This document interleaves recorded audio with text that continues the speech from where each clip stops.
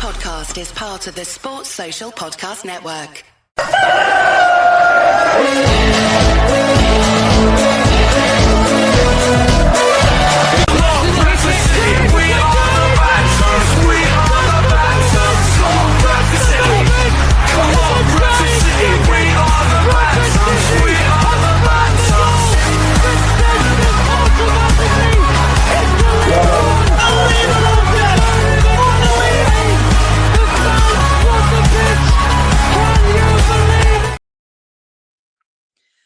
Right, let's get this show on the road, shall we? Wherever you're in the world, good morning, good afternoon, good evening, good night, and welcome to the final whistle. And we'll go through League Two, League One, and also if you do want to come and have a chat about your club, feel free.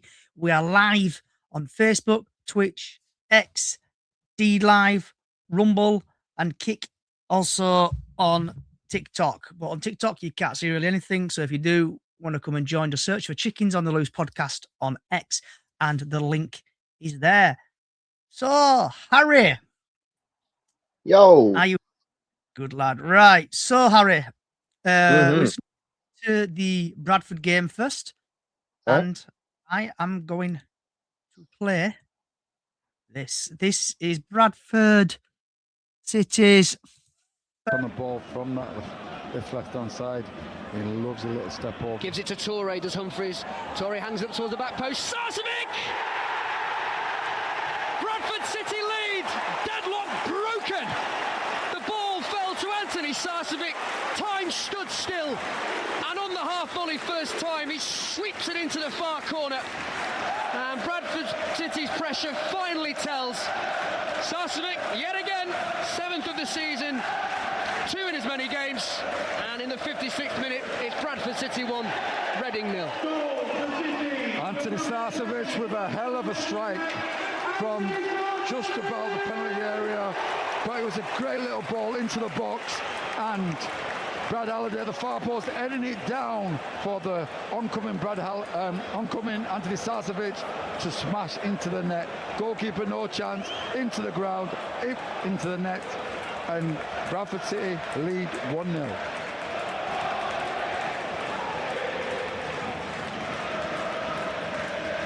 Great noise around Valley Parade.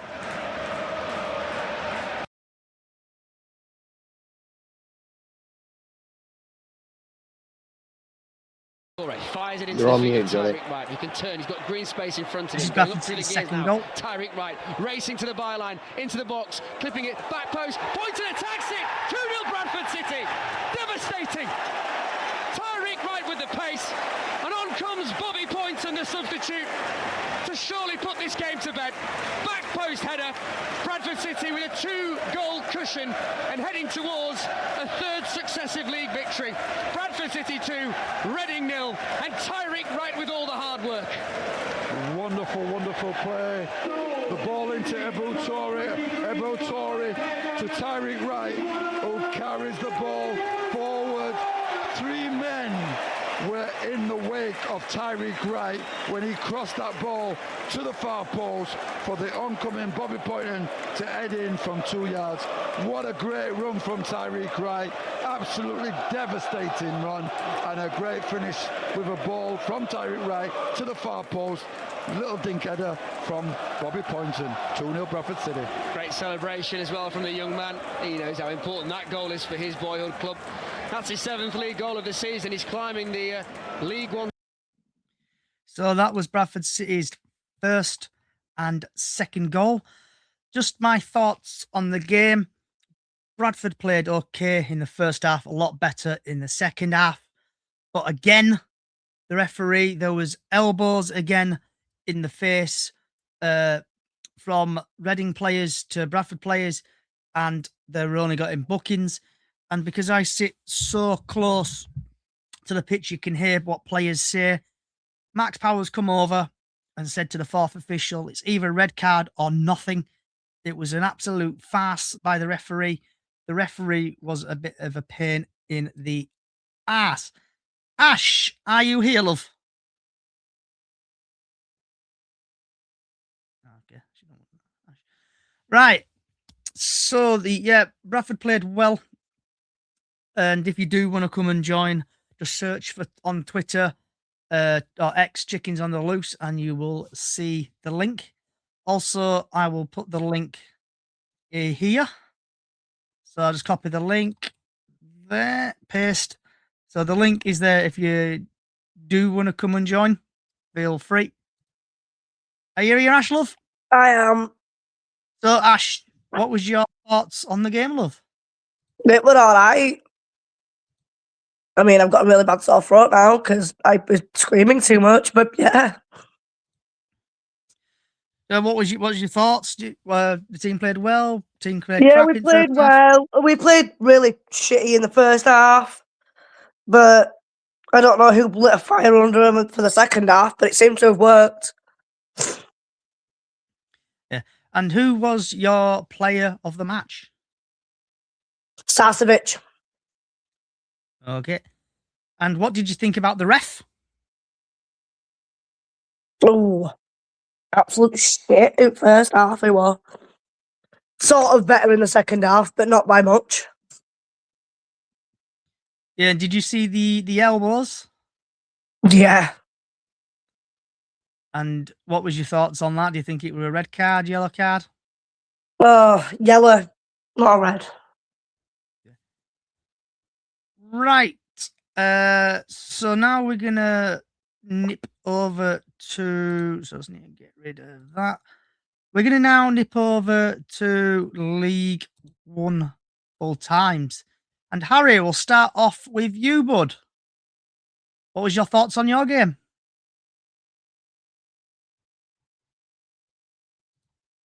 What was your thoughts on your game, Harry? You there, Harry? Doing the babe station thing. I'm here. I just couldn't turn my mic off. I wasn't expecting us to win this. I really wasn't. I don't know what's lit a fire under our team's asses, but again, 2 wins in 1 week, 6 points on the board, 21st in the table, just almost out of relegation. Just that last little push we need. Nice winning goal from Joe Rolls, his debut goal, and I'm going to be honest, I haven't been able to have a look at the highlights just yet. And obviously I was recording my other podcast earlier, so I wasn't able to watch the game. But I had the live tracker.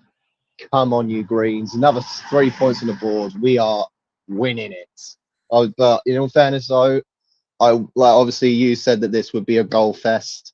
I thought there would have been more goals from this game. That's probably my only downside from this. Yeah. So we've had Wimbledon 0, Mansfield 0, Huddersfield 1, Wigan 1, Barnsley 3, Leyton Orient 2, Blackpool 2, Lincoln 2, Bolton 2, Exeter 1, Bradford City obviously 2-0 against Reading, Burton 0, Wickham 0, and then probably the game of the day, Cardiff 4, Doncaster 3, goals galore in that, and Cardiff scoring a last winner again. Luton 2, Port Vale 2, Peterborough 2, Northampton 1, Plymouth 1, Rotherham 0, getting you Greens for beating Rotherham. Stockport 1 and Stevenage 3. And if anyone does want to come and join, feel free. The links have been posted at the side, and also the link is on X if you want to join there.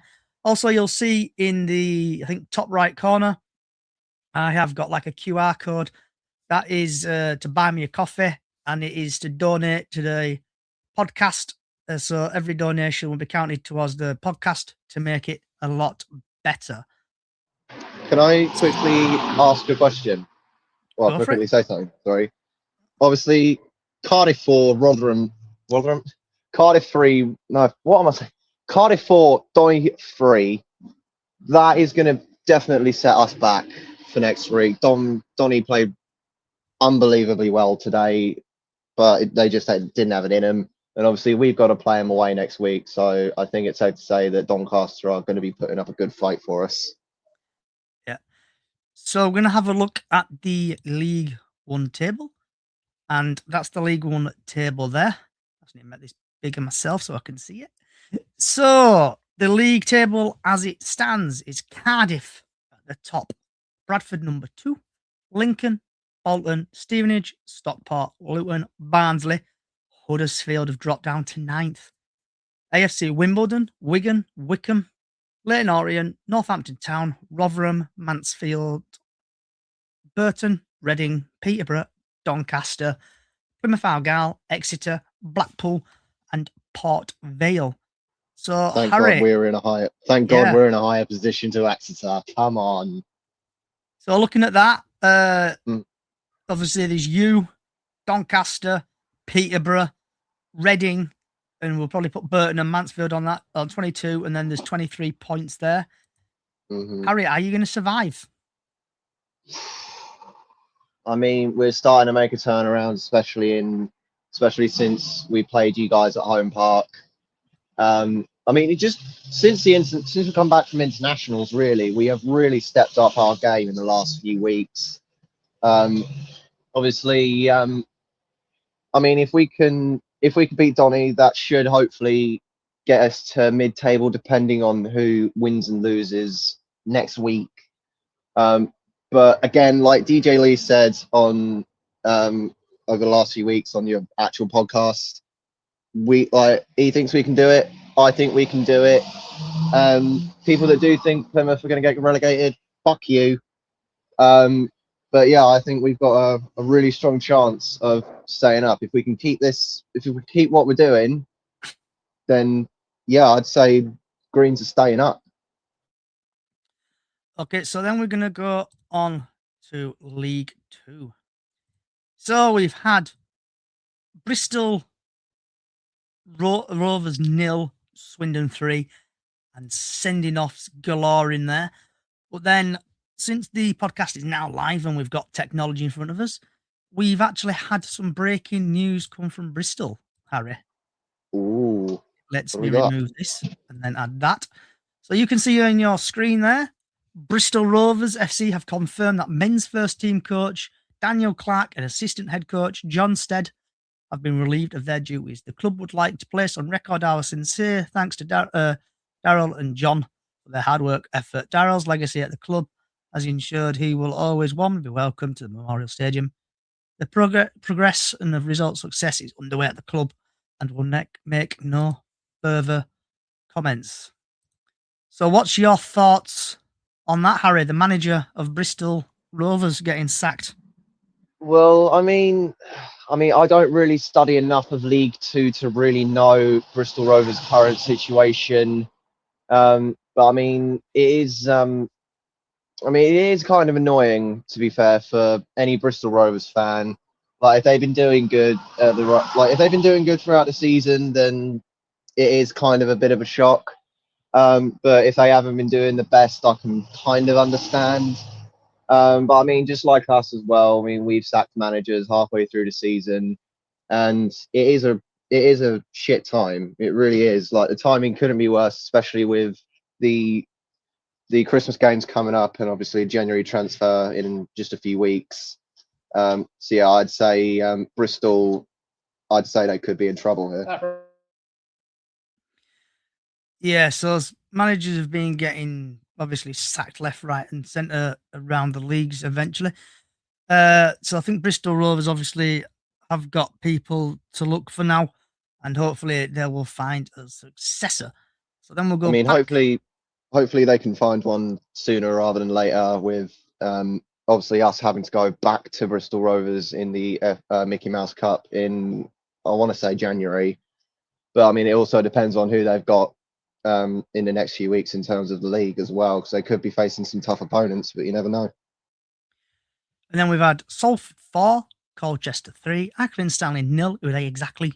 Bromley 1, Cheltenham 1, Harrogate 1, Chesterfield 3, Barnet 1, Crawley 2, Oldham 2, Gillingham 2, Barrow 2, and obviously Barrow sacked their manager the other day. Grimsby 0, Notts County 2, Fake Dons 1, Cambridge 1, Newport 0, Fleetwood 2, Tranmere 1, Crewe 4, and in the Hicks derby, Walsall 1, Shrewsbury 1.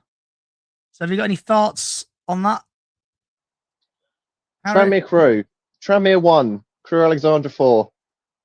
Why? Just why? I mean, you know me, I can never back the Crew. But for you, Josh, credit where credit is due. Great performance today. Notts County as well. Mark, Harry, Mr. T, good performance today, winning 2-0 away to Grimsby. What was the Gillingham score again? 2-2. Again, points a point at the end of the day. But Swindon beating Bristol Rovers again 3-0, but red cards galore as well. That is definitely going to give them a few setbacks for both teams, really.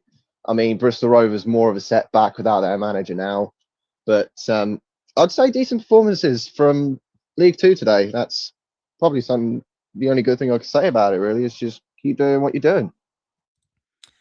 And then we're going to have a look at the league table, and we have got Walsall at the top, Notts County second, Swindon third, Bromley fourth, Milton Keynes Dons fifth, Salford sixth, Chesterfield seventh, Crewe Alexandra eighth, Cambridge ninth, Gillingham 10th, Fleetwood 11th, Colchester 12th, Barnet 13th, Grimsby 14th, Tranmere Rovers 15th, Oldham 16th, Accrington with exactly 17th, managerless Barrow 18th, Cheltenham 19th, who released former Bradford City player Lee Angle.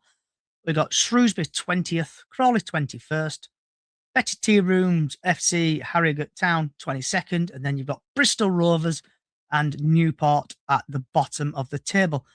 So looking at that table, do you think it's going to be what it is, Harry? Do you think Newport and Bristol are going to go down, or do you think two other people will take the position? I was going to say, keep the table on for a minute so I could get some analysis on this. I mean, I really wouldn't be surprised if Walsall, Notts and Swindon all get promoted at the end of the season. I really wouldn't. They've all been putting on outstanding performances so far this season. Salford, again, out of the playoff teams at the moment, obviously Bromley, Fake Dons, Salford and Chesterfield. If it stays like that at the end of the season, I'm hoping Salford can do it. Having Gillingham at 10th being one of my locals, that's not a bad position for them. Grimsby, I thought they'd be doing a bit better, to be honest. I thought they would have been a bit higher up. Accrington Stanley, Uday, exactly. Again, I thought they'd be a bit higher. And I think it's fair to say at this point, Newport and Bristol Rovers, they are definitely going down, and I can understand why Bristol sat their manager now. They are not doing too good at the moment. So then if we have a quick nosy at the top seven, so obviously we've got Walsall, Notts County, Swindon, Bromley, Milton Keynes, Salford and Chesterfield. Do you think which four of them teams you think are going to go up? I think Walsall have definitely got the strongest chance. How many points clear are they from Notts? So you've got Walsall at the top on 39 points, then Notts County 37, Swindon 37, Bromley 36, Milton Keynes 33, Salford 33, Chesterfield 22. Oh, 32, sorry. So obviously, I'm pretty sure it was MK Dons that went down from League One at the end of last season. I don't think I could see them. I could see them in the playoffs, don't get me wrong, but I can't see them winning it. Notts County, Swindon, Walsall, I could see all three of them getting instant promotions, with Walsall, I hate to say it, Walsall winning the championship.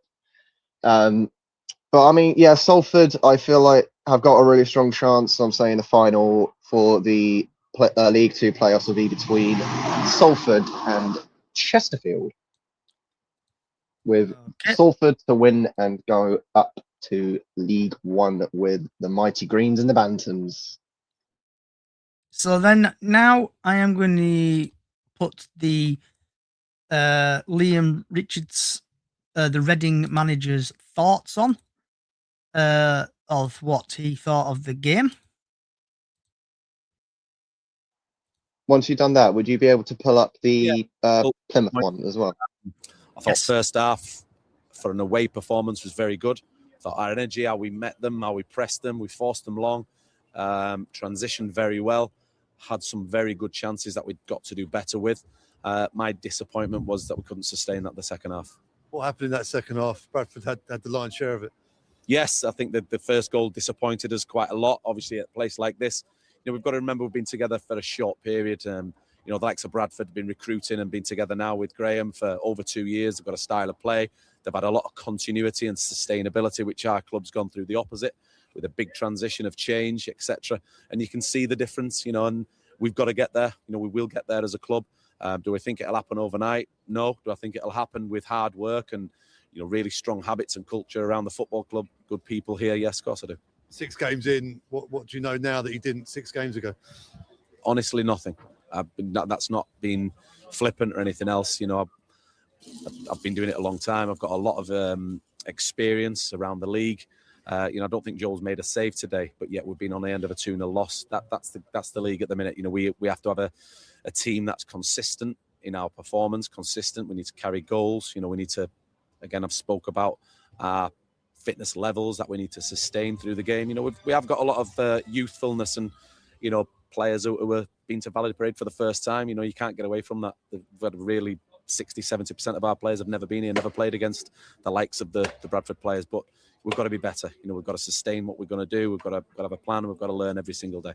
Was the experience the key today, or lack of in our part? I think so. Yeah, I think so. You can see it in abundance. Like I said, when you look at teams around the country going from the Premier League, the Championship into our league, the ones who have had really strong continuity and a really sustained period of how they play, what the habits are, the style, etc. You can do whatever you say, and the levels. And I think we are going through transition because our results will tell you the same as well. We've won a couple, we've drawn a couple, we've lost a couple, but not for the lack of trying. I think the lads give every effort, if I'm honest. Sometimes misguided. But yeah, first half very good. Second half we couldn't sustain it. Different formation at times today as well. Yes, again, Bradford are very good at home, very effective. They want to, bring you on and change play and put lots of crosses in your box. And I thought we nullified that for a large period until they scored. And then, it's probably the first time we've come out of our shape and we've chased the game a little bit, which again, we're still getting to know each other, getting to know the demands of each other and what's expected. And even a motor travelled, but not in the squad. And now we're losing for the AFCON as well. That's a big loss in midfield? Yeah, huge, because we want Andy on the pitch, don't we? Want him to play, a bit of illness. And obviously going away is disappointing. But saying that, he'll come back fitter, fresher and stronger to go into the latter parts. And we edge closer to that January window. Are you counting down the days? I just think for the club, I can't say something and become words. I think, like I said, the next 3-4, whether I'm here or not, I'll always say the truth because I care about the football club and I care about people's careers, my career, and I always want to do the best for the football club that I work at. The next 3-4 windows are everything for the club because we've got some really good young players here. We've got some really good people here, on the playing side and off the pitch as well. But you can't get away from the fact we are in a club in transition of all departments, and we need to see this through and need to see a period through where we'll come out better for the other end. Lots of change, but the one consistent is the fans. Another massive away turnout today. Yes, you can never really say enough kind of plaudits, can you? I appreciate them straight away before the game because once I get told they've sold the allocation, I'll always repeat myself. I know how expensive it is. And, travelling around the country for your weekend, I ask myself every time, half-time, full-time, could the lads give us, the fans included, could they give us any more? And when the answer is no, I think that's the least of the, that you can give them. Could we make better decisions? Could we get better results? Of course we can. But it's not for the lack of trying. We'll come back and we'll evolve. No doubt about it. Long journey home, but a short turnaround because it's a Thursday night game again. Your second one in your short period with us. Yeah. Does that help or is that a hindrance this week? Yeah, there's nothing like playing to learn about each other. Would have been in different environments. The FA Cup, going into Stevenage, going away to Blackpool, coming away to the Valley Parade in front of 18,000. You're learning about each other. You're learning about what we can cope with. Learn about how we cope in certain situations. Again, I can't say I'm demanding and not demanding. And again, we'll learn quick. And I'm looking forward to the game on Thursday. So, Harry, that was your Plymouth manager. Reading manager. What was your thoughts on his basically post-match chit-chat there? Yeah, I mean, I don't know. For some reason, I thought he was a manager longer. I mean, only being in charge, being in charge for only 6 games, it's a lot of pressure. It is definitely a lot of pressure. Obviously, you're still trying to adapt to the club, getting to know the players, the grounds, tactics. Who was he managing before he joined Reading? I can't remember off the top of my head. Either way, no, I feel like he's right with the right consistency, the right players. Then they could be successful. But at the same time, it also depends on who you sell and who you bring in during a January transfer. Because at that point in the season, anything can change. You could go up, you could go down, you could be in relegation, you could be in promotion. So I'd say it's not really until the January transfer where, like for any team really, where once the end of the January transfer comes to an end, that's when everything gets to that's when everything's pretty much set in stone.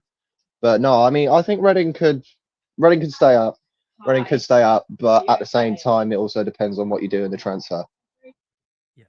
So before I get to your manager, I'm just going to quickly play Graham Alexander. 37 points from our first 19. It's the best record in the club's history since the 80s. That gives a real platform, doesn't it, to go and attack the second half of the season.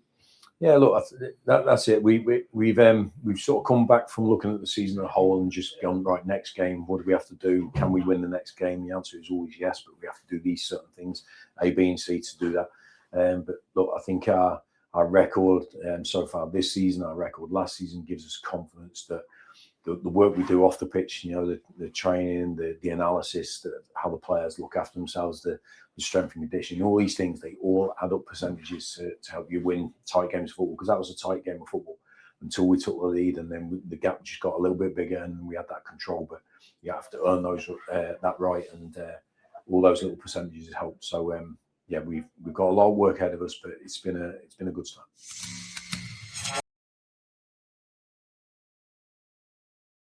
So that was Graham Alexander. So then I'm now going to play yours, but I'm only going to play about 3 or 4 minutes of this because it goes on for like 22 minutes. Yeah, that's fine.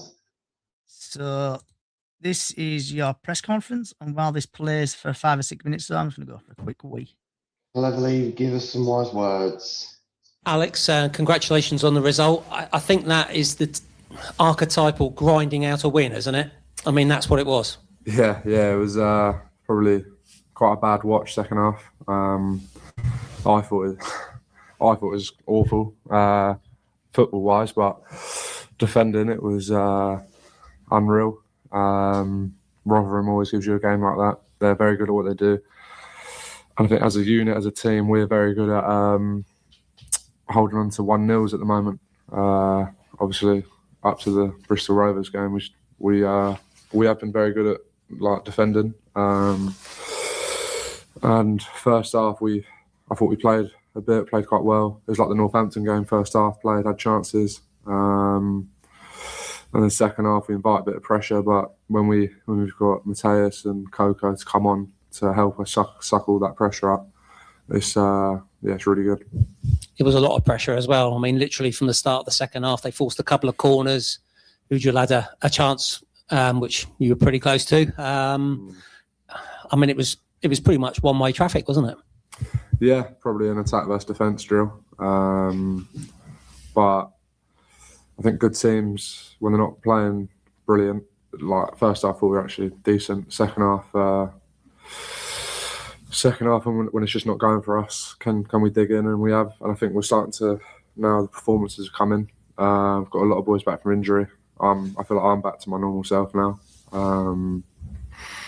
It's all positive. Obviously, the league position is still not great, but this league, I haven't seen the results in the playoff way. But if we're still 12 points or whatever it is away from it, with 5 months left, and we've got Jan coming up, and every player Scoops is back soon. I think it's really positive. I had it at Lincoln where we were something like 16 points off it, and Jan, great guy for the dressing room.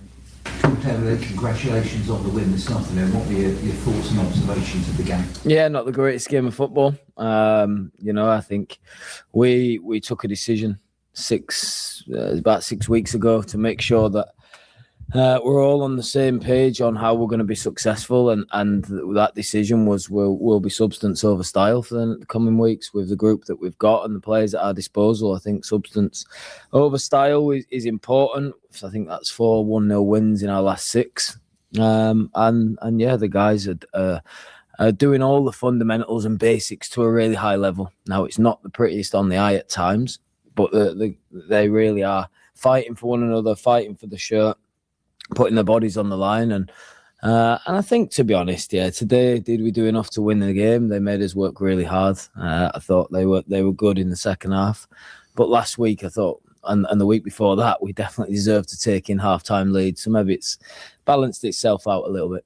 I guess the squad, the way it is at the moment, that's the way you've got to win games, isn't it? That has to be that way.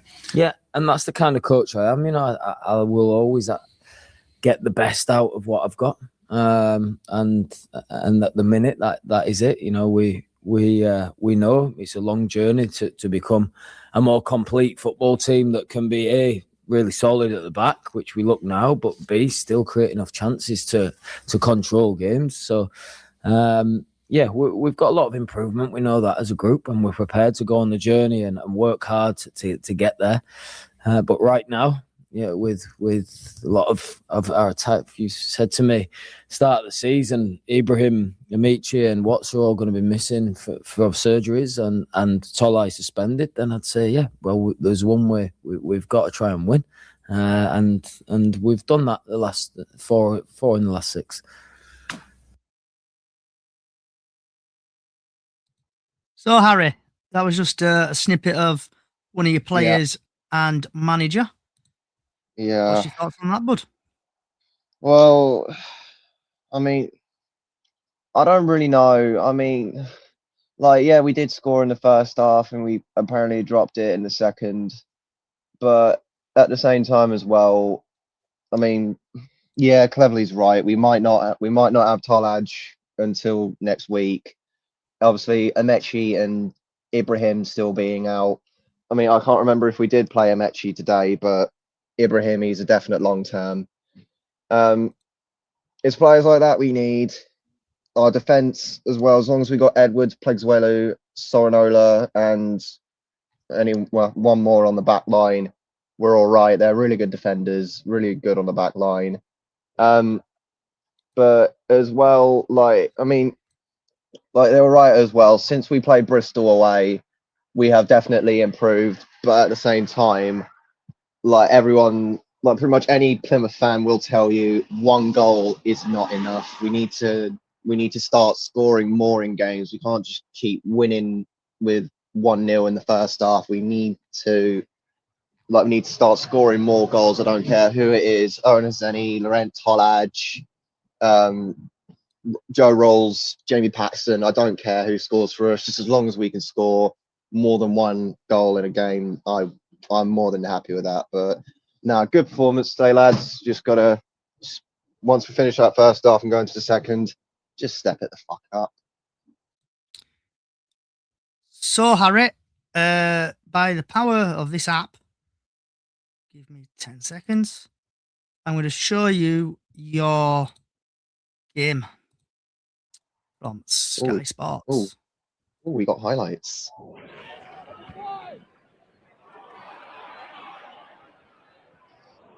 Oh.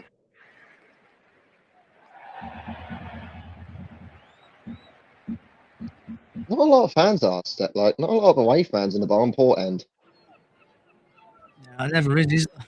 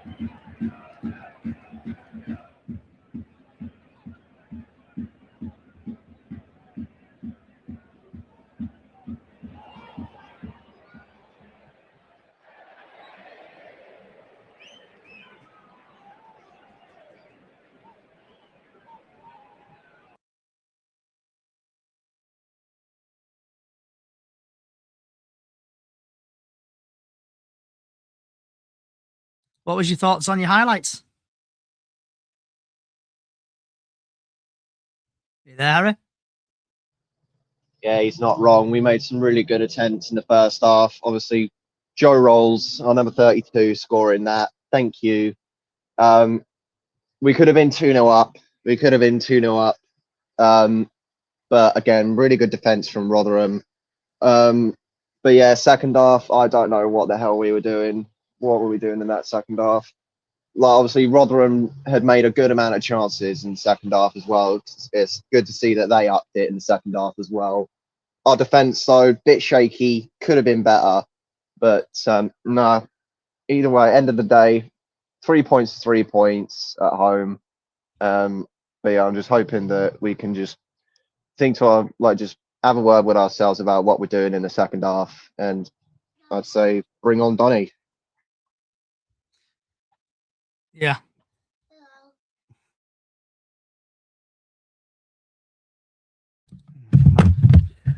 So, Harry, have you got anything else you want to chat about your team? No, not really. All I will say is well done today, lads. Nice win. Good to see us finally up in our game. But just keep that pressure. What we've got at the moment, keep it. We can't afford to lose it.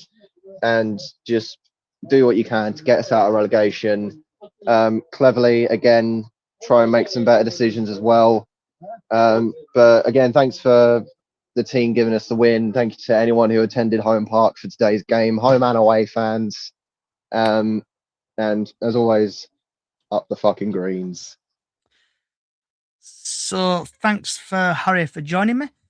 So if you've enjoyed the podcast, thank you for coming.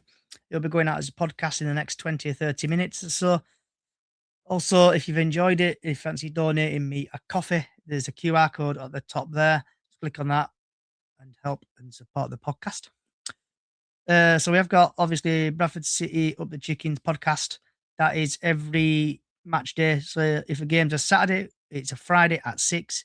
And obviously, if we play a Tuesday, the podcast at 6 o'clock on the Monday.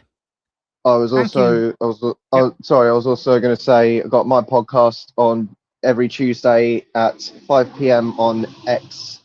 Just go search up Green Army Loot podcast on X, Spotify, and TikTok. I am going to be doing our Doncaster away preview on Tuesday, so feel free to join me at the Green Army Loot. Yeah, so if you want to give Harry a follow, I'll just quickly get this up for you. Green Army, there it is. So the power of this, if I click that, click on that, don't have audio. Yeah. So this is Harry's, the Green Army Loop. So if you do want to listen to him, feel free, download it. There's me and Jack and a couple of other people on it. And that's his first episode there. So go and give that a listen. And also give him a follow on all socials. And if you just want to plug your social, Harry? Yep. So my socials are the Green Army Loop podcast on Spotify, and I'm also on the Green Army Loop on X and TikTok. So, like I say, I'm going to be on X. I'm going to be live on X every Tuesday from 5 p.m. for post-match reactions, previews for our upcoming games, and obviously talking to other fans about what's going on with them, score predictions for the weekend ahead, and so much more. So, yeah, hope to see you on Tuesday on the Green Army Loop, live on X. Also, the final whistle probably back Saturday or Sunday next week, again at 7 o'clock. Hopefully you can join me then. Yep, so if you've enjoyed it, give us a like, give us a subscribe, give us a follow. Chickens on the Loose podcast on all podcast services. Thank you for coming along. And also a small Facebook page, Up the Chickens on Facebook, where we do Golden Goal every match day and Super 6 every year. You've been listening to me and Johnny and Harry. Harry from the Green Army Loop podcast, wherever you are in the world. Good morning, good afternoon, good evening, good night. Thank fuck Bradford City won today against Reading. Good night.